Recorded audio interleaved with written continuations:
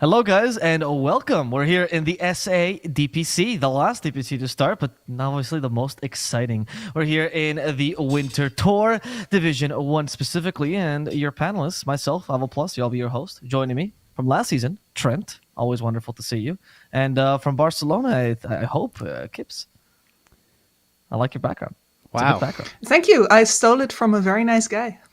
Yeah, that's weird. It's a good choice. I thought it was like midnight. It's crazy. It's so bright out there. No, that's Barcelona actually doesn't have nighttime. I don't know. Oh, if you didn't know that. Yeah, a little known fact. So it's actually the city that never sleeps. So it's the real party place. Okay, cool. Got it.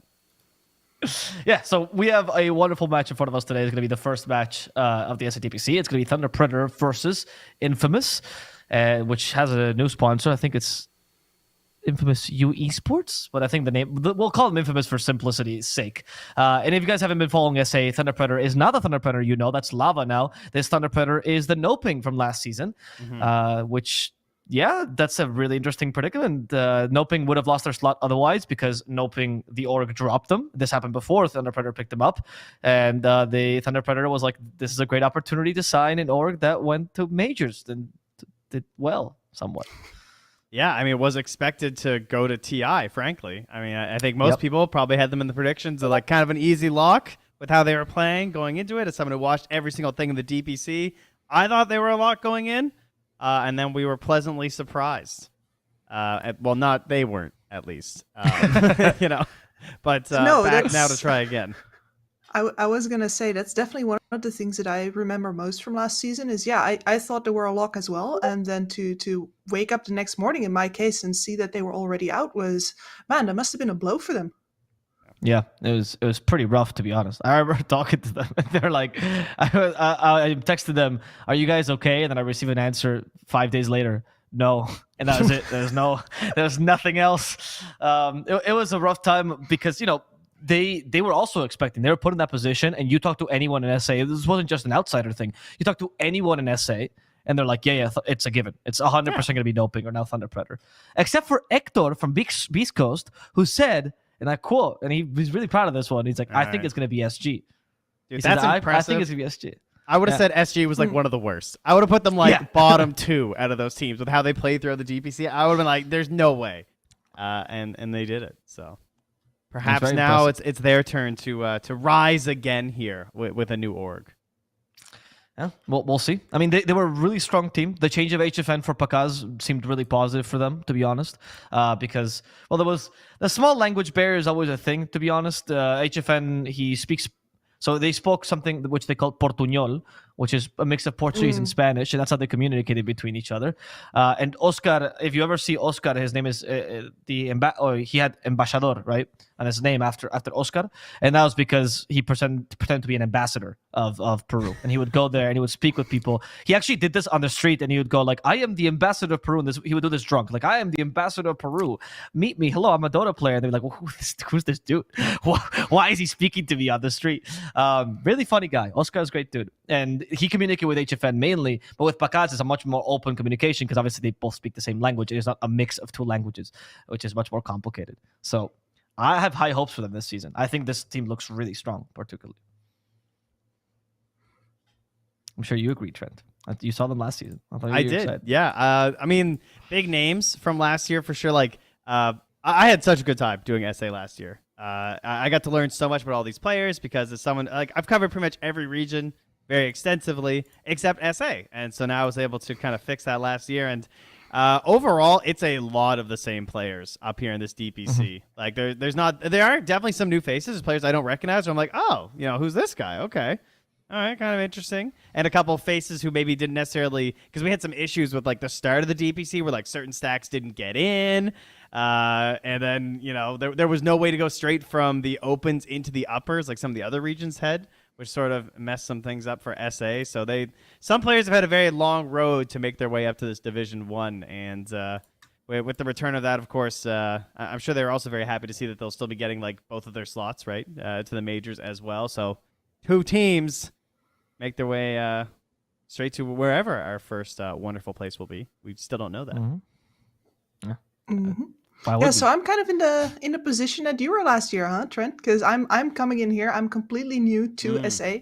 So what is like the thing that I should be looking forward to for doing a season of SA now? All right, if someone ever has just their name as their tag, they're good. You could that rule follows.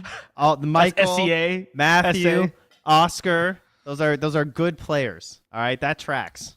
All right, that's Gotcha. quality. Gardic plays a mean wyvern. I know he's not. We don't need him right now, but player hero combos. That was one that always stood out to me. And then of these players, the Sacred Enigma. All right, that's all I want. That's what I'm hoping for today. I just want to point out, Trent, just to not confuse viewers, but Matthew's name is not Matthew. In fact, a lot of people's names are not the name when it's just a Oh single yes, name. yes, I understand what you mean. Yes, that is true. Like, yeah. Like the single name in SA is unlike SCA where they'll call themselves something. It's actually their name. In SA, they just call themselves a name. And I don't know where they pick it from. Like Angel is not called Angel. Matthew is not called Matthew. Neither is Michael. Actually, I mean, it's Miguel. So I guess it's the closer one. The only real one is Oscar. That's his actual name. That's the only one that actually sticks to his real name. Once again, he's the ambassador. You know, he's trying to make some change here, okay? He's going to guide them. He's also one of the oldest players. I always find it exciting that this is the only region as a 27-year-old starting their Dota career like a year ago. It's that's pretty crazy. Wild. Yeah. His team calls him the grandpa. He calls himself the ambassador, but his team calls him the grandpa. Yeah. It's all coming together now. Now I get why he's trying to latch onto that ambassador tag so hard. He's like, ambassador, not the old man. I do not want to be the old man. Call me the ambassador. That would be cool. Did you guys get the experience of being with Noping in lobbies last year? Oscar would talk to people because he was like a really friendly dude, and then Panda would come in and be like, "We're so sorry, my grandpa's senile. Like, ignore his comments." And he would just come in and throw under the bus. It was really good fun. Those guys, it's a fun team. It's a fun team. But I like to hear about Infamous as well. You got to see them a bit last season, Trent, as well. I know Lumiere particularly stood out to you. He was on Hokori last season. Yeah, 100%. What you told about him? Hokori was like a really exciting team, actually, because they were sort of a lot of newer names. And most of them are still together, I believe, actually. I'm still playing on the Hokori tag. He was a standout. I would say that Alone was very similar for me from Ego Boys. I think he was like one of these guys that really stood on his team where I'd watch their games and be like, oh, this guy's so good, but they like as a squad couldn't quite clutch it out. So, you know, there's two factors in the DPC, right? We're coming in as teams who are obviously trying to like win these games and stuff and trying to progress from the lower division to the upper division. But the reality of Dota is that coming in as a lower division player, maybe you got onto a stack that you might think you're better than. And maybe you got to grind out a season with them for other people to notice and be like, yo, this guy's playing really well. We're going to steal him next time. So that's the situation he's in now. Yeah, what I actually thought was interesting about Hokori themselves is that Lumiere was considered the top tier carry. Like he was the guy that made the team. And then I see them after without Lumiere, and I was actually Lumiere had nothing to do with that. Like the team was so good without him. They looked really great. I'm actually really excited to see Hokori this season. That's another thing we should explain to Kips. Mr. Jeans is the coolest player in SA. That's true. I knew his name already because his name just definitely shows him as being the coolest player in SA. Yeah, it stands out. It's amazing. They call him in Spanish. They translate him, which sounds even more ridiculous than Mr. Jeans. So they call him Señor Pantalones, and so the joke is that here comes Señor Pantalones. So he's gonna take your pants. So That's exactly the kind of joke that I would not want to make because that would be extremely bad. But try it in Spain. Like since you're there now, go up to someone and be like, "Here comes Señor Pantalones," and see how they react to that. And that could be a piece of content. You know, we're missing that for this league, so we welcome you, Kips. We've definitely talked a lot about players people aren't familiar with. I would hope that a lot of people probably are familiar with Excel. Probably one of the most recognizable players in this whole game. I'd say probably Matthew from Thunder Predator, to me at least, is someone who's been around for a pretty long time. Like since I pretty much just started like casting games and stuff, he was there, especially in a lot of like NA in-houses and stuff. And then Excel has just been on like that top tier, like going to LANs for a very long time. You know, he's really seen it all. Yeah. Axel is considered one of the oldest people in the scene and also one of the most respected. The thing that people say in SA about him is that he is someone that is such a good captain and drafts so well that it makes up for the fact that he's not the great player. Like a lot of people make fun of his play style. He'll die a lot in lane, for example. In fact, if Axel has not died 5 times in the first 10 minutes, like it's a great game for him. You know, that's the level that we're talking about. But his captainship and his ideas about Dota and his understanding of it is such a high level that he is like nobody considers him a bad player, right? Because of that. So it actually reminds you a lot of the olds. You know, if Go Black, you know, back in the day, had that reputation. Yeah. Fucking Matt actually before. Oh, sorry, Seb, I guess now. Before he had before he became part of OG, he had that reputation of being this 5 was like big brained 5 who couldn't play the game, which then he disproved, of course. So Axel, that guy for SA. I wonder who. I guess probably that Pain roster is probably. Yeah. Okay. Never mind. I was thinking that he would be actually one of the like the higher earning players that I can think of in terms of SA. He's probably up there, but you also had like that old Payne roster that did pretty well internationally too. But like not too, 115K career earnings for SA. That's not too bad. That's true. That is not too bad in a lot of regions. Yeah, I mean, well, it's like 6 years of a career, so that part's a little bit rough. But other than that, pretty good. We cut that part out. We just ignore that small aspect of it. Yeah, small aspect is we're waiting on this draft, guys. We don't, by the way, in case you guys are wondering, we don't control the any of this. Oh, I do. I was just having a good time. Are you guys not? You guys want to see the game? I meant specifically that it's 4D that organizes everything, so any complaints and everything, of course, is send it to 4D, but it's true. Trent is the ultimate master controller of this. As you know, casters, why not start game? It's mostly Trent. That's who they're referring to. Like, listen, I just want this panel to go on forever so I can fill my entire book here with all of your knowledge. And then after that, I take over. I don't need you anymore. I see. So Kips is also waiting for the... Okay, so it's Kips and Trent that control when the game starts. So please, guys, come on. Yeah. What I just heard is that she just wants to do the next panel solo after these, so that's cool. That's fine. We'll take a load off. You can host, analyze, I like a challenge, but once there's actually been a game, I have some things to talk about, and here it's mostly players, and I'm meeting them right now here through you guys, which is not quite the thing that it's a bit secondhand, I'd like to see it firsthand now. You're like the audience for because we have the people here who are joining. You need to ask these questions so that we can explain it to them as well. It's good. Yeah. Like questions like, when will the game start? That would be my question. I would like not that answered. Question. Oh, okay. That is not a question. No questions like that. I am the host. I veto that. I'm sorry. Who gets first 10 kills? Yeah. That depends. I hate. That is the dumbest. I don't understand why that would ever become a category that people can predict. By the way, because in Dota it's just drafted. Why would you ever bet on that before the draft? I've never understood that. It drives me up the wall. It's the dumbest thing. Though. Like, oh my god. Like you see a draft with Undying, right? And you're like, he'll get first pick. Why? Well, maybe not. Maybe he commits suicide because he wants to win the lane. Maybe he's thinking of the lane. Who cares? Don't bet on that, please. I mean, but you're saying here that chat will know the difference when they see the draft. What if for most people it doesn't actually make a difference? What do you mean? Like there's just random? Like it's just bingo for them? Yeah, like they see the draft and it it doesn't actually matter that much. Because they don't understand the draft either. Yeah. Okay, all right. I see where you're going with this. I would not say that. I'm making fun of chat here, of course, but I see a lot of people from totally different games coming in and betting as well. So I do love the confusion. They're just like, explain. Yeah. Who was winning? Sure. Who's winning? Speaking of first 10 kills, whenever I think of that, I always think of like, okay, well, who would be more aggressive and stuff? And that usually comes down like the mid players and who's going to lead the game. And well, Dark Mago, he was famous, at least in our eyes, last year on the English broadcast for his Tiny. The guy was an animal. Tiny was obviously very broken last year. He was an extremely strong hero. Probably not going to be seeing very much mid Tiny right now. But what we used to always tease was the Dark Mago Tinker. He'd be like, oh, this guy's got a Tinker. I know he's got one. And we'd be like, but Tinker was trash. And no one ever picked Tinker. But now, I feel like we might be getting a Tinker here if we're not too careful in the draft phase. Now, again, chances are they're probably going to have that covered in the draft, I would hope. That's a good point, actually, because Dark Mago, in case you guys want to meet him more, he's a hero spammer through and through. So if you add Tinker to his hero pool, that's like a 20% expansion. He has like 5 heroes he plays usually. The true. The two top ones. Tiny. Kuka, Tiny. I can't even name it. Yeah, TA. Occasionally look at him Invoker, but it's not as good. His Ember, as well. Do you know I think he's expanded to Void Spirit. You know what he's been spamming lately? All right. All my love to you pro players who don't hide your public match history.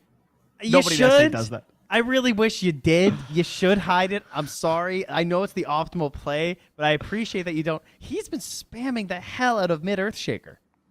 He's just like grinding mid Shaker right now.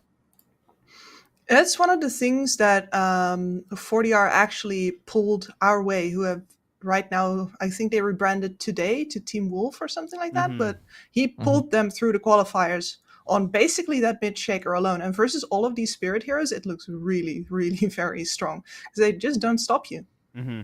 Yeah, that was always the classic matchup where we'd actually get it, right? Was like, oh, they're putting Ember mid, like, oh, they're gonna put the Shaker mid versus the Ember. Ah, but Shaker's he's had a bit of a rough go as well. He sort of made his comeback at TI, but like he does. I mean, I'd love to see it. I haven't gotten to witness a mid Shaker in quite a while. Well, that's pretty interesting. Actually, when I start seeing the draft of I want to call them noping. Thunder Predator changed now. Okay, as the draft is going to start very soon, guys, so we'll get to see this. But like the way that they drafted for the past year was pretty, I wouldn't say innovative. I would just say very unique because they would draft their mid laner as first 2 picks because otherwise he would get banned, like quite literally. And so the joke that Panda would always make was, oh, Darmago is so good, he wins his lane even if it's a bad matchup. You're like, okay, fine, but that's like really tough for you as a drafter because you're always giving him a bad mid matchup. You have to kind of draft around that. And you actually could see this in the major, how the joke, because Darmago also plays Batrider, right? So the joke that they would do is that if you ban Darmago, like if you ban his Tiny, all his other heroes are farming heroes. So teams would just like ban the Tiny, because back then he didn't even play Ember. They would ban the Tiny and they go, okay, farm. Good luck now. Do whatever you want. We're gonna farm because his Kunk is super greedy. His Batrider is super greedy. His TA is she's meant to be greedy, so that's okay. So then teams would just play around that idea, and it made drafting really difficult for noping back then. Despite the fact that Panda is actually a pretty solid drafter. So expanding his hero pool into things like Earthshaker, for example, now Ember as well, the Void Spirit, that adds a lot of versatility to a team that was on the cusp of being really, really good. Easy. Thank you. Thank you for that. Trent, I appreciate Just it. paneling here, buddy. Don't worry, I got you covered. Yeah. I'm here all night. Actually, here, hold on. Well, since we have some time. Yeah, okay, go ahead. I brought my notes today. It's Trent's tip of the day, and that's my tip for today, guys. So wrong way. I hope you guys could all put this into your game. Yeah, it says Trent's tip of the day: don't miss last hits. Okay, yeah, I thought I'd start with an easy one for the start of the season, and the reason for that is that when you don't miss last hits, you actually get more gold, and it makes your game easier. So that should help you out in your pubs. That's really impressive. I never thought of that. Kips, have you considered this innovative strategy? No. I just thought that I was gonna kill the enemy, so I need to be hitting them. That's a very good point. How do I kill the enemy if I'm hitting the creeps, Trent? Yeah. Well, it turns out, I just see the game a little different. So, creeps, you kill like one wave of creeps. It's the same as killing a hero. Oftentimes it's better, guys. Kill the creeps. I know, it's crazy. It's mind-blowing stuff here. No one's ever brought it up before. So, just thought I'd, help you all out. This is what BSJ means when he says push the lanes. I get it now. Yeah. I kept hitting the towers and dying to them because I was level 1. I was like, I didn't understand what was happening. All right. Oh, wow. Thank you. I see you've updated the bomb. Thank you, production. Production's desperate for this game, too. My goodness. Very impressive. What? It's a good tip. It's a good tip. Yeah. I hope you have more where that came from. Well, every day. I mean, I've just started. I'm already scraping the bottom of the barrel, so I'm going to try and come up with some better material, I guess. Yeah. They told me it's like draft will start at this time. You think draft will start at this time, but we forgot we are doing SA, and this is a classic thing. Not only is not starting on time a classic SA custom, but it's also the pause at the beginning of the match, which you guys will get to experience. So I hope you're ready for a lot of downtime. In their defense, That's okay. There was also like a 60 megabyte update, which is usually pretty rough for the old SA internet. Yes, so true. that could partially be what's happening right now. My internet had trouble with that one, so. Okay, she's in Spain. Well, maybe we speak the same language. I don't know if that makes us share the internet. I don't know. But we used to have this thing when we used to organize tournaments in SA, like 6-7 years ago, that if there was an update like that, even if it was like a 20 megabyte update, small update, we just would have to postpone the tournament for a whole day because it took too long. And so sometimes Valve would do this thing where they're fixing bugs, and we're like, no, please, we have the finals. Let us play the finals first, fix bugs later. And it was just impossible. You wouldn't be able to go through with it. So it's rough, guys. Support SA because we try our best to support ourselves. Well, if the event drops, though, we could all just play the co-op event, while we wait. We could use that for some panel content. So that'd be good. That's good. Please, don't suggest. I'm just hoping the match starts, Trent. But start the match, Trent. What are you waiting for? Sorry. Let the players go. That should have been my tip of the day. Start the matches on time. That's a good one. All right, maybe tomorrow. What player have we not spoken about? Is there anyone else that you guys would like to know about? Here, Kips, you're new to those. I didn't get to do my Panda Boo talk. All right. Okay. This guy is. I'm a huge fan. When Viper, for some reason, South America created a bristleback meta, and I was under the impression that bristleback was like really big everywhere else when I was casting an SA. And like no one else was playing Bristle. I like started going to those regions. And I'm like, oh man, how many Bristle games have you guys had? And they were just like, what are you talking about? And so anyway, what Panda Boo did in this Bristleback meta was he just started first pick and Viper every single game. Didn't ban the Bristle. First pick Viper, and he just played 5 Viper like constantly. And even in games when Bristle was banned, he's like, you know what? I kind of like this 5 Viper. Just kept playing it. It was very good. He's one of those people who can really just take that hero and completely ruin your lane using it. So I'm really expecting the 5 Huskar this season. That's one of my hopes and dreams from Panda Boo. No, I hope not. It's the same thing as a Viper. What's the difference? You got to disarm. Well, the 5 Vipers good. What? Okay, so what's the logic behind the 5? I don't think he wins this lane. Burning Spears is garbage compared to Poison Attack. Yeah, but then like in the mid game, you got a disarm that's pretty broken. You got percent-based damage. You can help the team Roche. Listen, all right, you'll be crawling back in 3 weeks when my Trent's tip of the day is ban Huskar because of how broken the position 5 is. All right, we'll see. In my earlier panels, Cap was suggesting playing Huskar jungle. Now I'm here with you suggesting playing Huskar 5. I don't understand why you've all gotten together in this conspiracy to ruin pubs for people. But, I feel sorry. If you guys are from SA, please, for the sake of my friends that live there, do not play Huskar 5. I know this might seem like a good idea because Trent's a top-tier analyst, but it is not until Panda plays it. And if he does, then I'll eat my words, Trent. It's fine,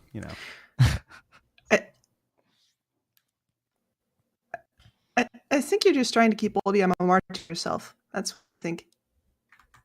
I don't think Trent even plays ranked anymore. Oh, it's a young man's game.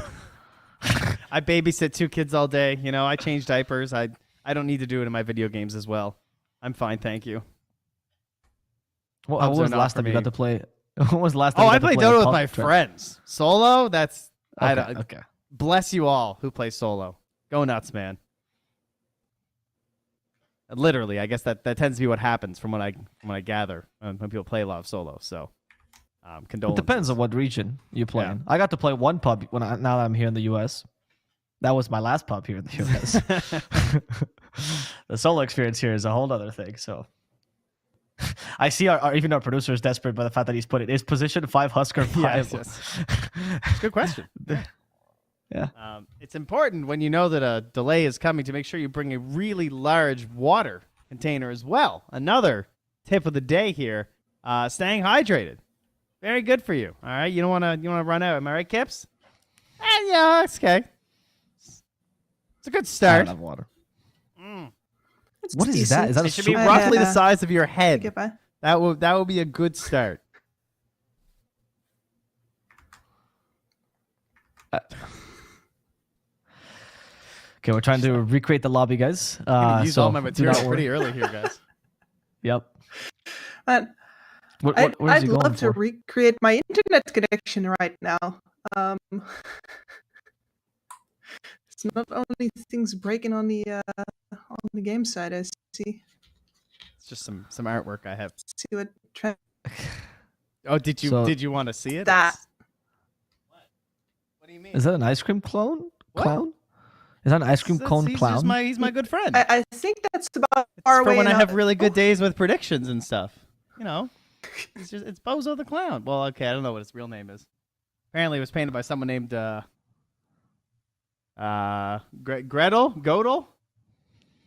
But yeah, it's for when I'm having a really good day on the panel. Just reminds me to keep it simple, stupid.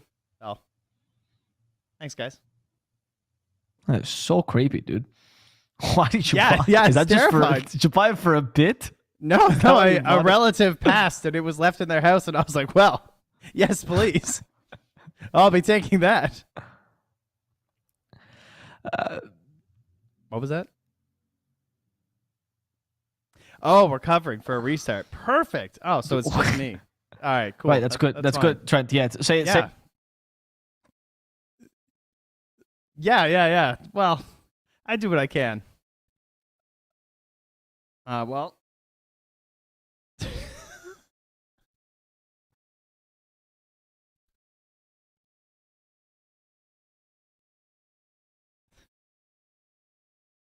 Do you have your Christmas mugs out? Are you ready for holiday seasons, guys? You know, it's important to mix it up, not just use your normal coffee mugs. All right, you got to get a little bit festive, right? Like a little birdie, some trees, some snowflakes falling down. Oh my god, they're around. It was very convenient before. Yeah, I got to do like a real setup. I wasn't happy with how they looked, hence why that happened. But yeah, Lyrical got told. It's fine.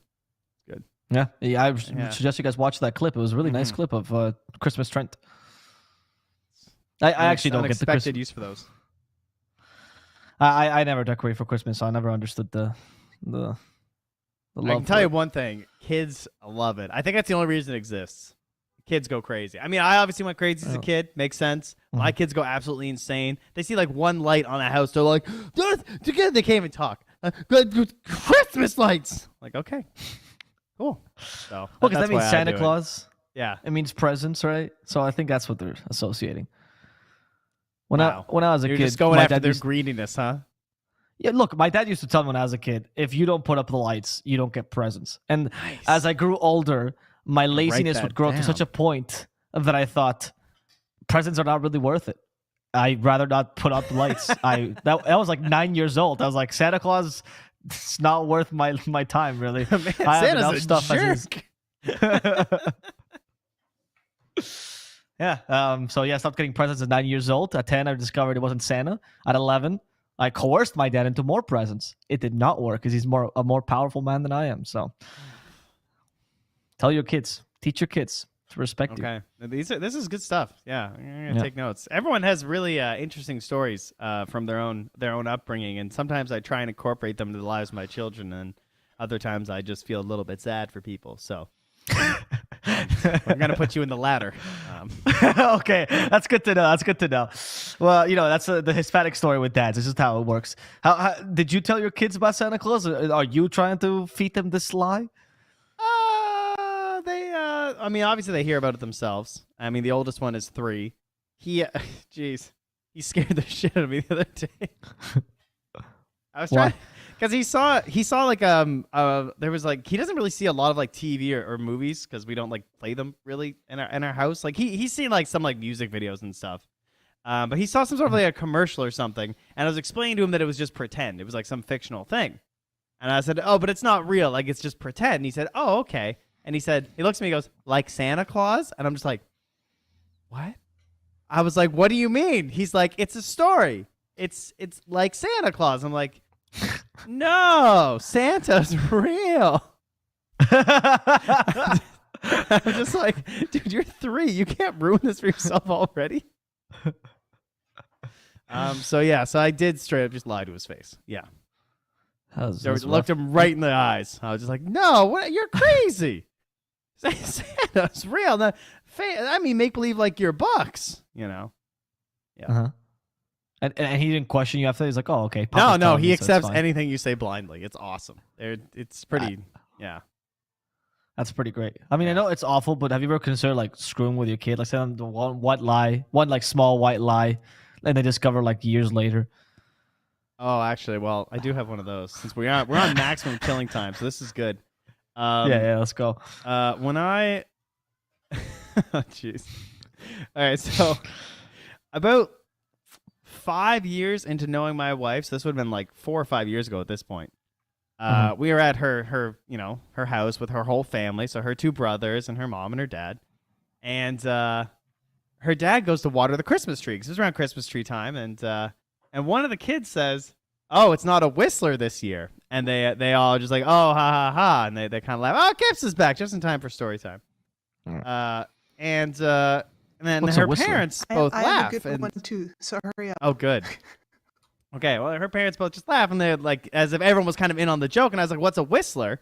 And my wife and her brothers explained that sometimes they're like, "You've never had a whistler?" I'm like, "What are you talking about?" They're like, sometimes like your Christmas tree, if it's so dry without water and you water it, it makes like this humming sound. And her parents just both die and start laughing. Right up until that very moment, the three of them all believed that that was true, when in reality, their whole lives, their father had just been watering the Christmas tree underneath and going, and just whistling whenever he watered the Christmas tree. And honest to God, in that moment, these are all like 20-year-old adults thought that this was actually a real thing. So yeah, there you go. The whistlers. So yes, I will definitely be telling my kids that trees whistle. That'll be good. Okay, that's a good story. That's an inoffensive lie. I think that's a good one to tell your kids. That's Yeah, great. that's quality. It's,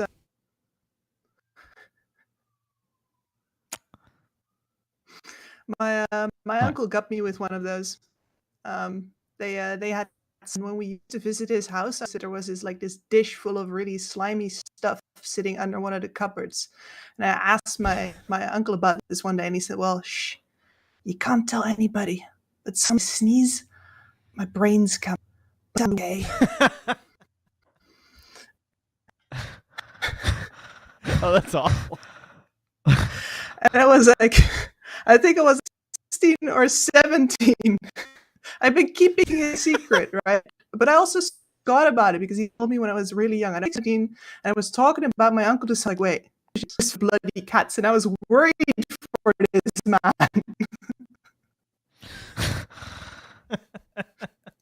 What was it? What was the slimy stuff? I think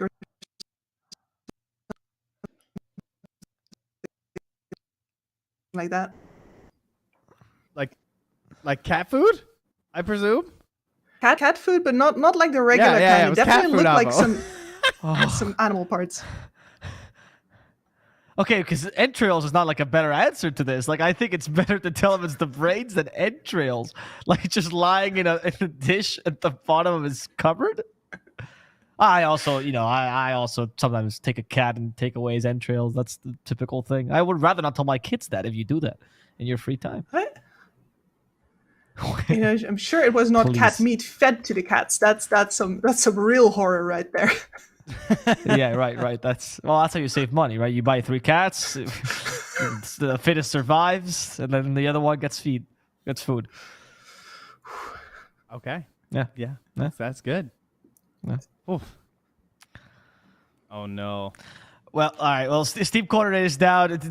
Lobby's just never going to start, guys. So we're going to go on a break. There's nothing much else we can talk about. We'll come back when the draft is ready, guys. We are really sorry for these delays, but Dota is just conspiring against us today. So I'll get some more material.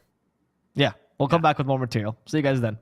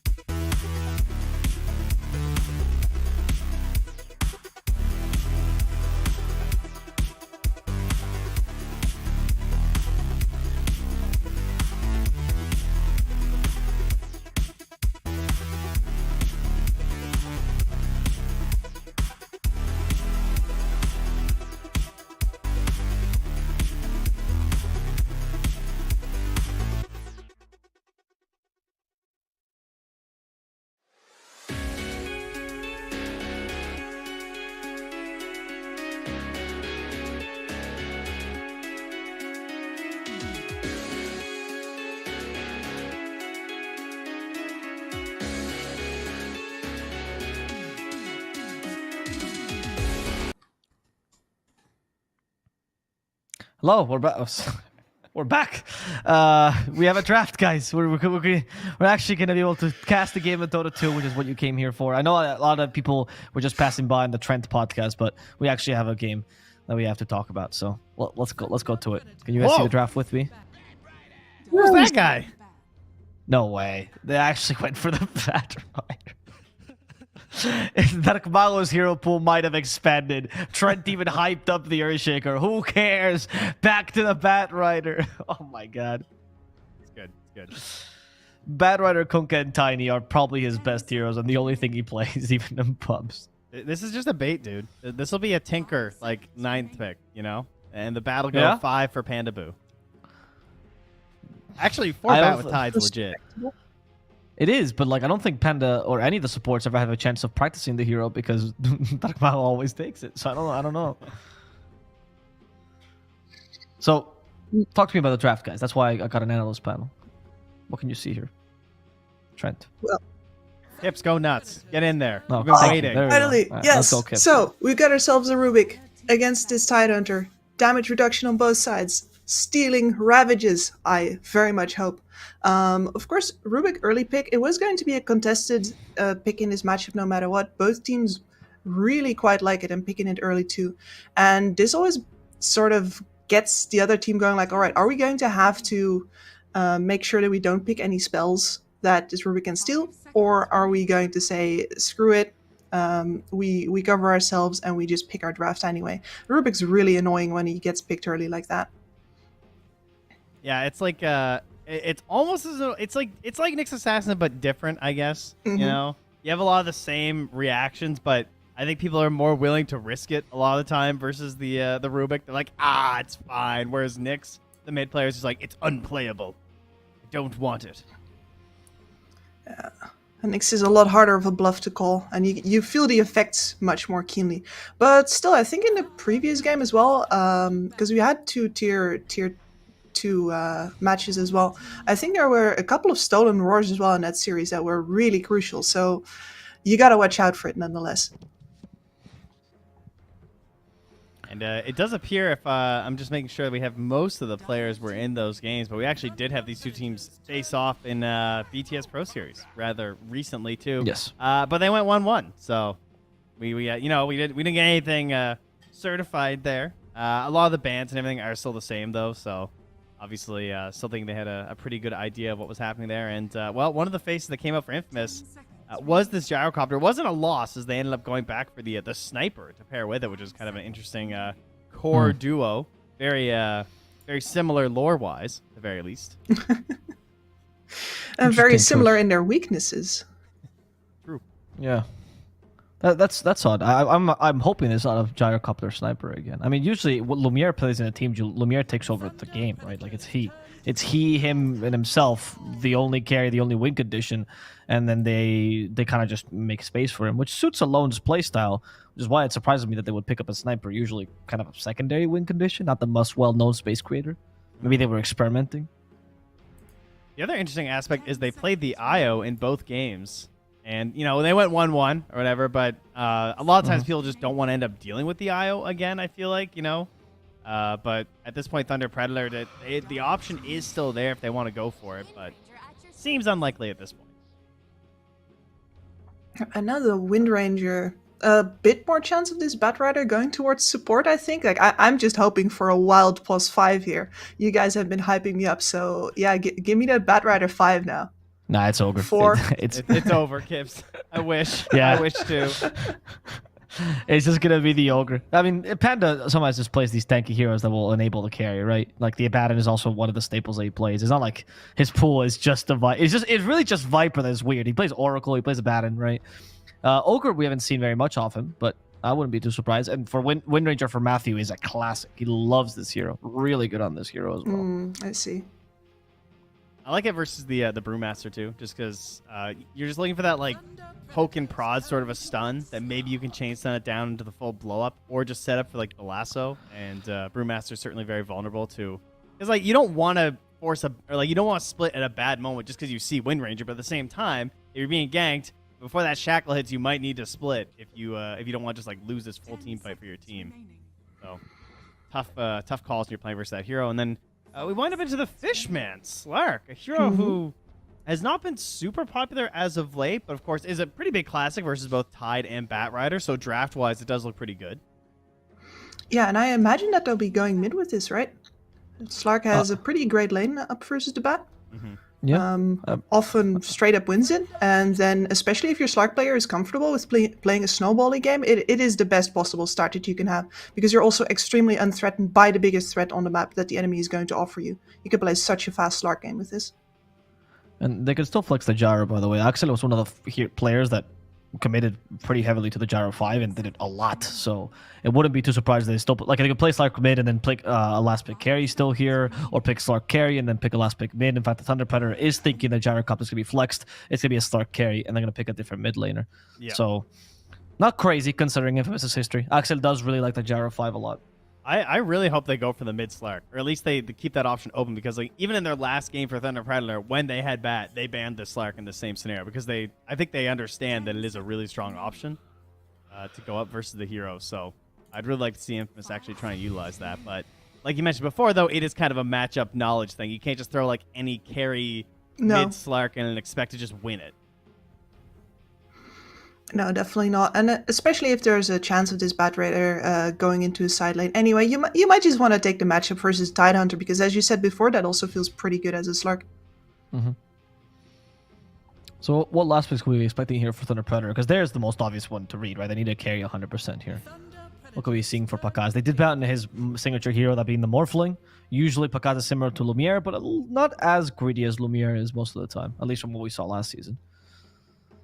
I mean, they can pretty much pick whatever. I wouldn't mind another control element. I feel like they don't necessarily have the damage for Chrono to be super good. So like Void almost looks good because there's a Slark, and maybe you can help like chain down the Brewmaster, but at the same time, their damage into Chrono isn't that great. I wouldn't mind like a Sven, because then you have a stun aspect again to try and like chain to blow up this Brewmaster. It's pretty good versus Slark. I feel like they have like a couple options, but none of them feel like super perfect. It's certainly a hard game to pick your poison, but they're doing it immediately though, and Sven? it is the Sven. Nice call. Yeah. I actually really like that in terms of, like, it's not perfect again, but I think that for me, I would be very happy with that if my teammate was like, yeah, I'll play Sven. I feel like it's one of those heroes that a lot of people still aren't super keen to go back to again. It brings you the burst physical damage versus that Slark. It brings you, of course, also the outfarm potential against that same Slark, if this is truly their be-all end-all to carry hero. And if they go for somebody who can match the farming potential now, either on a Gyrocopter or still somebody else, then you end up with a very greedy lineup over on Infamous. I'm really hoping to pick a mid laner here, if I'm honest with you. I actually don't want the Slark mid. Just because of Alone's playstyle. If you guys watched Tigo Boys last season, because they were in Division 2, half the time Alone was playing a carry from the mid lane, and it seemed like he couldn't play space-making heroes. And that's still an issue with the greedy Lumiere. That's much more concerning to me than this game itself. Even if Slark mid is nice, I don't know if he can create space. And okay, it is a gyro carry. Slark mid, but so greedy lineup anyway. They went for pulled all the stops now. All right. That is wild. That's a lot of anti-synergy here as well, and they don't have that much damage into the Krona. They just have two really big showstopper teamfight ultimates and a bunch of hitting people in between. I don't quite see how this brings the lineup together, to be honest. One thing I do see is that this game looks super annoying to play Sven as. Because, like, Brewmaster's already one of the most frustrating heroes to play versus. Because if you get tossed up in a fight, like, it's over, right? And you've got like the mass dispel happening there too for like the Wind Ranger, who's also on that team. So Brew's got a lot of cool tools utilized in this game. And while you're trying to dodge the Storm Panda, you might also just get chronoed. So when Sven's trying to get that like super swift, I'm in, I stun, I hit you 3 times, the fight's just won, there's quite a few obstacles in his way. So maybe they can get it done. But I kind of feel like Sven's team looks like they got this one. For you, Kips, final thoughts? Yeah, same kind of final thoughts. They have a lot better mix of damage types instead of mostly physical. They've actually got some pretty good point-and-click stuns going. It feels like a lot easier to execute. All right. Oh, we'll see if our panel is correct and it is an easy win for Thunder Predator, or if Infamous has something to say about it. Or to our casters, SeekNStrike and Bowie. No, yeah, I want to go to them. Let's go. SeekNStrike and Bowie, take it away. Thank you, Avo. Flawless throw, as always. Hello, Bowie. It's good to see you once again, as we're going to be finally kicking off this match. You know, they made us be here an hour early, but now we're getting good to go here in game number 1. How's it going over there, Bowie? Dude, I'm doing really, really well. If I can give my opinion in these drafts, I hate infamous drafts with a lot of energy and force. This is... I was muted, sorry. But yeah, I am not a big fan of the infamous draft. I think not only the damage type situation that Kip's talked about is an issue, but you also have very little damage inside the Chronosphere, right? You have this Lark that can't really contribute that much, but look at that. We're going to have some weird invasion here. Yeah, we are. They're already kicking it off, as in they go. Looking to boot him away. Plenty of damage there. Almost everyone getting ignited, thanks to that very strong Cinder Brew into Fade Bolt combo. But yeah, that's something I noticed as well, is you know, a 10th pick Faceless Void, because of the 10th pick nature, you know, he doesn't have any of the big weaknesses. There's no, you know, Shaman, there's no Hex, you know, no long-range disables that's going to really bother him in a Chronosphere, but where's the damage to come from, right, is I think kind of the point you're getting to here. Yeah, I think the matchup of Void versus Ven is actually pretty Void favored because, you know, Bash heroes in general do really well against heroes that do not build Basher, but at the same time, it feels very unsynergistic. And speaking of the Sven here, he might get a first blood. Yeah. Oh, they are going to at least keep him alive. That Fairy Fire being put to work for Axel, as he is going to be booted back probably all the way to the fountain, so he can go ahead and regen up and show up to lane at least with some utility.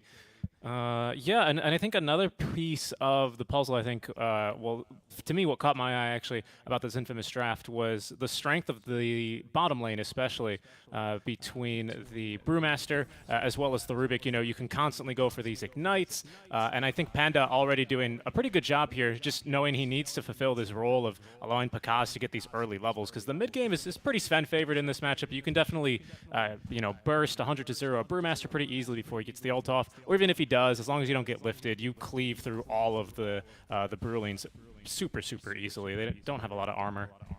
Oh, most definitely. One thing that I want to point out, though, in Infamous defense, especially for people watching that maybe don't follow SA as much, is that Lumiere, everyone, you know, talks about Pakaz like this god that came to save South America, and he is definitely one of the best carries that we have in the region. But Lumiere is someone that came from Division 2, all right?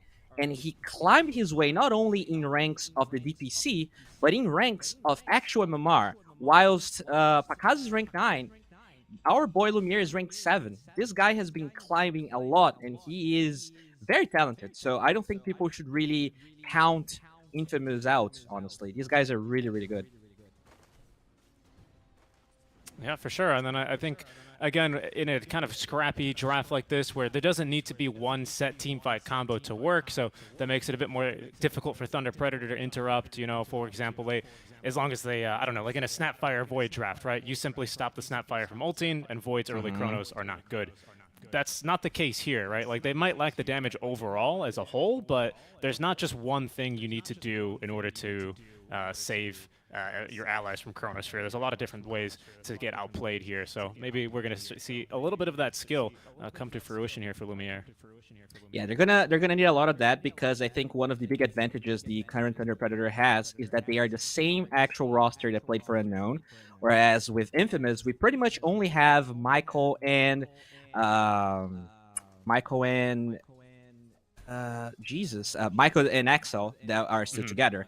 Everyone else is a new player. Oh, Gyrocopter very low here. Excel is probably going to be okay. I would say they're pretty much all upgrades, with the exception of Mariano being swapped by Sacred. But still, you know, a new team, you're going to need a lot of things to iron out. There's a lot of yeah, down bottom, they're actually going for Sacred right now, as they're going to get him pretty low. Still haven't had a first blood yet. There's going to be another Ignite as Pakaz continues the chase. Fade Bolt, will that be enough damage to stop him? No, it will not, as it's going to be Panda picking up the kill, consuming the Mango. They want 2. Pakaz pops the stick. That's going to enable him to throw another stun out, but Michael proving to be a bit too tanky with his own Fairy Fire. He'll make it away. All right. Very nice kill there. Sven looking really good. I mean, it's Pakaz, right? He rarely loses lanes. He is super stable. His first run in the DPC wasn't that good, but he just grew so much. This guy's a beast. Yeah, in mid lane, we're starting to see something a little... Oh, hold that thought, actually, because I thought Alone was going to go for a kill. Alone or Summon. He goes by both. I'll try and go by Alone, however. But he's not doing too hot in this lane. He's now starting to be a little bit more aggressive versus Dark Mago. But again, Dark Mago being a Bat Rider specialist, shall we say, I think has probably had to deal with this lane a bit. Now that he's got the 2 points in Firefly, this lane does become pretty scary for Slark. You can see him just start to tick away. Until he gets level 6, I think he's got to just take it a little bit easy here on the Slark and look to recover a little bit later in the game. Yeah, it's really important that they actually rotated the Gyrocopter to steal the bounty room, because at the end of the day, the Slark, even though he can dispel the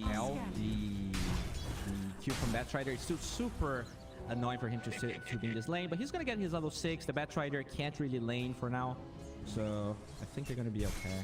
Alone, once he gets to 6, he's going to be totally Gucci here. Yeah, right now Thunder Predator with a pretty solid advantage in all 3 lanes as Dark Mago is running down Alone.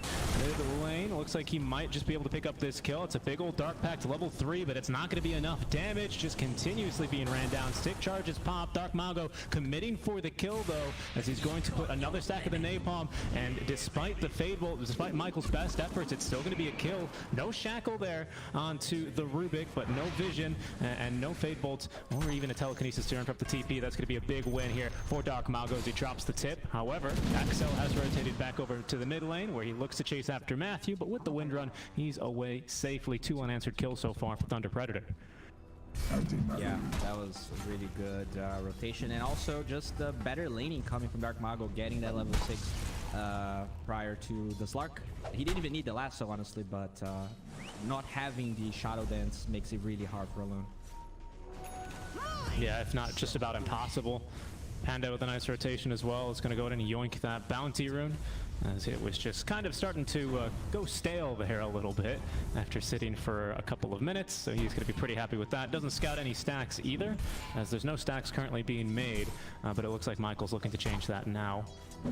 Dark Mago looks like he's going to pick up a secondary kill here onto Axel in the river. Someone is here actually, maybe to discourage him from going any further. Dark Mago's tanking a lot of damage here. He's going to throw out the lasso, and I think he's just going to use this Firefly pathing to outmaneuver Alone, and that will be the case. So Dark Mago just really recognizing the strengths of the hero and picking up kills wherever he can. Wow, that's so incredible, actually. The Slark, you know, he's still on level 6, so he couldn't really chase the Batrider during the nighttime there. And this just buys a lot of time. He's already halfway towards the travels. This is not looking great. You know, if you're putting this Slark in the mid lane, you want it to stomp. You don't want it to survive the lane, because there's a lot of other heroes that can do the same thing. Yeah, now they're looking to apply a lot more pressure mid lane onto Dark Mago, though, as they rotate both supports over to the lane along with this wagon. Alone as well is quite strong now that he is level 6, especially since there's no threat of the lasso, given it's on cooldown for another minute. And here's the response now from Thunder Predator, as they'll bring their own supports over from the side lanes. But Alone trying to keep this wagon aligned as long as possible. He's not going to be able to do too much, and I think everyone else is going to go ahead and stack camps and do other things. And speaking of stacks, there's already quite a few stacks for this Bat Rider. Again, I was quite surprised to see how well his lane had gone. This was something I actually was going to start asking you around this stage of the game, when I expected his lane to be a lot harder. You know, how is he going to look to get enabled in this game when he has such a difficult matchup? But he hasn't really had that problem so much, it appears. He's doing just fine, this Dark Mago Bat. Batrider versus Lark matchup used to be a little bit better for this Lark. Lark got a lot of nerfs once, once they actually changed the base attack speed for heroes being something that they could tweak. Lark had 40 extra attack speed level 1, and now I think he's at 10. So he's just not that good of a laner anymore, and I just feel like Dark Mago also outplayed him a little bit. So it's a combination of a lot of things. Well, we've spoken quite a bit about the mid lane, right? Because I think this is where naturally, it's where a lot of the tempo of the game is going to come from.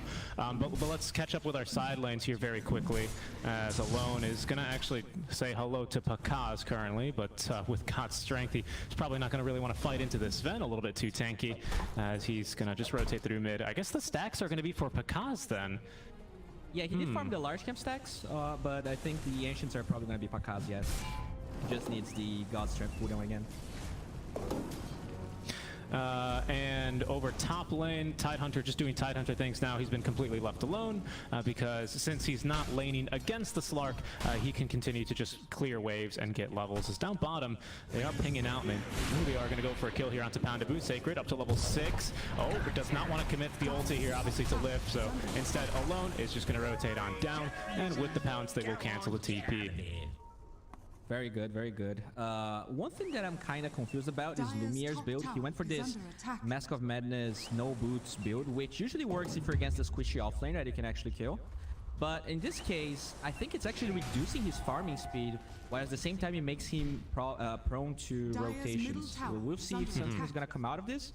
But this Madness, not really convincing me too much so far.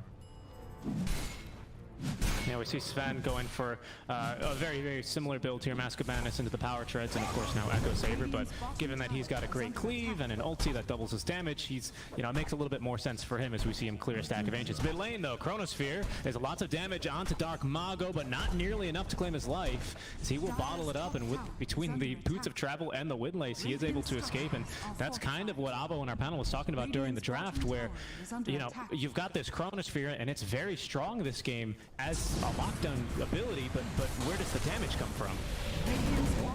Whoa. Yeah, he's just running on in. He said hello to Alone, and now, well, he's going to be killed for that. He just pops the Shadow Dance. Big Ravage though from Allscott, who TPs. He's going to catch both supports. Rubik should be easy pickings. Alone is a different story, however, as he's full HP already. Doesn't have Shadow Dance with the Dark Packs. He's going to be too slippery for Dark Mago. He's thinking about it, though. He does have himself the lasso. And Lumiere is nearby, but without Chronosphere, he can't really look to stop him. Dark Mago might be actually chasing underneath this tower. There's going to be the second Shadow Dance. Dark Mago could be free for it now, but rotation's coming from Sacred. He's got ulti. He's going to throw it down. There's no Ravage here either to break apart this team fight, so Panda just left behind to try and stun up as many as he can, but the Brulanes have caught up to Dark Mago, homing Missile, and all the damage from Alone as they actually end up kiting out the Bat Rider and killing him. Yeah, Dark Mago was a little bit too clowny with the way he chased there. One more thing, they do have a Catapult Wave, and there is a Meteor Hammer on this Brewmaster. Wow. So this is a lot of pressure, and you know, with that wasted Chronosphere, this was pretty much a given tier 1 tower for Thunder Predator. But with that dive, not only they don't get it, but they lose a lot of damage in the tier 1 inside of Thunder Predator. Yeah, that was an ambitious play by Dark Mago. You know, obviously he knew that there was going to be no Shadow Dance. Dark Packs, you know, were very limited, but the fact that he still continued to dive that long was a little bit, well, overzealous, shall we say, as there's Axel. He's going to hold back 4 enemy heroes as the rest of his team escapes behind his dead body. And that's something I call the Timbersaw effect. You know, you feel like you're unstoppable, you're this hero that has a super good early game, and sometimes you just get yourself be taken away by the spirit of Gaben. Yeah. I believe, oh, hold up, there's a triangle invasion right now. Oscad does not have Ravage, but there's a 2x multicast, which does catch Alone. They're going to force him back a bit more. Alone a little bit low here, but he's got the 11 sticks. Oh, no, he doesn't get him off. Matthew's going to pick him off with the maxed power shot. The Thunder Predator, they will tip their hats at the sharpshooter. That was really good. Now even also a little bit greedy. Axel. He is very dead. Down he goes. And what a successful triangle invasion. I didn't think it'd work out that easily for them, to be honest. I think overall the way they're controlling the